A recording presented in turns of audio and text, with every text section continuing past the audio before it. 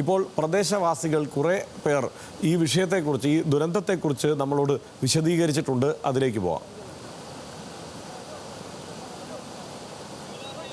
ഞങ്ങൾ ഇന്ന് രാവിലെ ഒരു 5:30-ക്ക് രാത്രി 2 മണിക്ക് പോയി മനസ്സിലായില്ല. രാവിലെ വെളിച്ചം വന്നപ്പോൾ 5:45 പോയി നോക്കുമ്പോൾ ഞങ്ങളെ വീടിന്റെ തൊട്ട താഴ്ന്ന ഒരു കരച്ചിൽ കേൾക്കുന്നുണ്ട്. അപ്പൊ ചെന്ന് നോക്കുമ്പോൾ 3 സ്ത്രീകൾ, ഒരു 65 വയസ്സുള്ള ഒരു ഉമ്മ, ഒരു മോള്, അവരെ മകള് മണ്ണിന്റെ അടി കുടുങ്ങി കിടക്കുകയായിരുന്നു. അവരെ ഞങ്ങൾ വലിച്ചു കയറ്റി ഹോസ്പിറ്റലിലേക്ക് കൊണ്ടുള്ള പരിപാടി ചെയ്തിട്ടുണ്ട്. എന്റെ വീടിന്റെ തൊട്ട താഴെ മുതൽ, അതായത് 2 വീട് കഴിഞ്ഞാൽ ബാക്കി എല്ലാ വീടും പരിപൂർണമായിട്ട് നഷ്ടപ്പെട്ടിട്ടുണ്ട്. അപ്പൊ നമുക്ക് അങ്ങോട്ട് പോകാൻ കഴിയുന്നില്ല. പോകുന്ന അത്രയും നോക്കി കഴിഞ്ഞപ്പോൾ ഒരു 10 വീട് കാണാനല്ല, അതിന്റെ താഴോട്ട് എന്താ അവസ്ഥ ഞങ്ങൾക്ക് കാണാൻ കഴിയുന്നില്ല. 2 പ്രദേശത്തായിട്ട് പൊട്ട് നടന്നിട്ടുണ്ട്. ചൂരന്മല സ്കൂൾ റോഡിലും നടന്നിട്ടുണ്ട്, മുണ്ടക്കൈ നടന്നിട്ടുണ്ട്. ഒരുപാട് വീട് പോയിട്ട് അതിൽ കൂടുതൽ വീടുകളും ആളുകളും പോയിട്ടുണ്ട്. പുഴയോട് അടുത്തുള്ളവർ താമസം മാറിയിരുന്നു. ബാക്കിയുള്ള ആളുകൾ വീട്ടിൽ തന്നെ ഉണ്ടായിരുന്നു. എന്താ വെച്ചാൽ പുഴയും വീടും തമ്മിൽ നല്ല ഡിസ്റ്റൻസ് ഉണ്ടായിരുന്നു. ഒരിക്കലും അവിടെ ചരിത്രത്തിൽ ഇത്ര കാലമായിട്ട് അവിടെ വെള്ളം കയറിയിട്ടില്ല. അതുകൊണ്ട് ആ ഒരു തീരം അവർക്ക് ഉണ്ടായിരുന്നു. അതായത് ഈ വീട് കാണാതായവരെ ആരും നമുക്ക് കോണ്ടാക്ട് ചെയ്യാൻ കഴിയുന്നില്ല. നമ്മൾ മനസ്സിലാക്കേണ്ടത് അവർ നമുക്ക് നഷ്ടപ്പെട്ടതായിട്ട് നമുക്ക് മനസ്സിലാക്കാൻ കഴിയുന്നത്. ഞാൻ മുണ്ടക്കൈ പുഞ്ചിരിമട്ടം എന്ന് ഉരുൾപൊട്ടി വന്ന സ്ഥലത്താണ് കുടുങ്ങിക്കിടക്കുന്നത്. എന്റെ കൂടെ ഒരു 10-200 പേരുണ്ട്, ഞാനും ഉണ്ട്. അതിന്റെ പുറത്ത് വേറെ കുറെ ആളുകൾ രക്ഷപ്പെടുത്താൻ വേണ്ടി കരയുന്നുണ്ട്. നമുക്കൊന്നും ചെയ്യാൻ പറ്റുന്നില്ല. കുറെ മരിച്ചു കിടക്കുന്നുണ്ട് ആളുകൾ, പക്ഷെ ഞങ്ങൾക്കൊന്നും ചെയ്യാൻ പറ്റുന്നില്ല.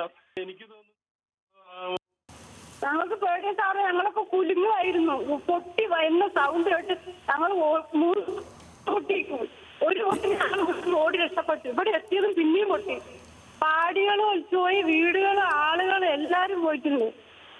മുണ്ടക്കായും ചൂരമല നിരന്ന് കിടക്കാം ഞങ്ങളെ വീട് വരെ. നെല്ലിയാമ്പതി എസ്റ്റേറ്റിന്റെ നടുക്ക് ഒരു ഏല എസ്റ്റേറ്റ് ഉണ്ട്. 50 ആളുണ്ട്. 2 കുട്ടികൾ, 7 വലിയ ആൾക്കാർ.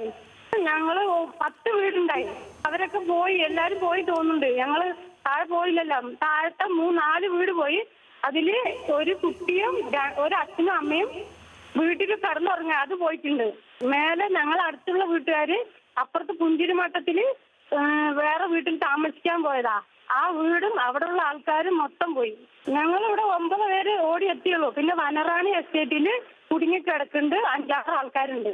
ഒരു മനുഷ്യന് ഇങ്ങോട്ട് വരാൻ പറ്റില്ല സാറേ. ചൂരമലയിൽ നിന്ന് ഇങ്ങോട്ട് ഒരിക്കലും ഒരാൾക്കും വരാൻ കഴിയില്ല. ഹെലികോപ്റ്റർ അല്ലാതെ വേറെ ഒന്നിനും പറ്റൂല.